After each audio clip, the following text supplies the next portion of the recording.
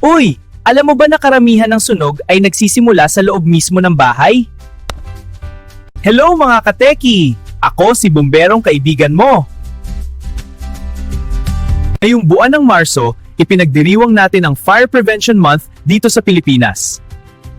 Narito ang 5 simpleng paraan para makaiwas sa sunog. Una, huwag mag-overloading ng saksakan.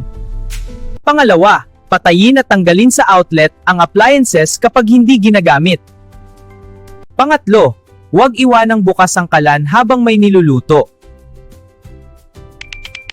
Pang-apat, ilayo ang kandila at posporo sa mga bata. Pang-lima, magkaroon ng fire extinguisher sa bahay.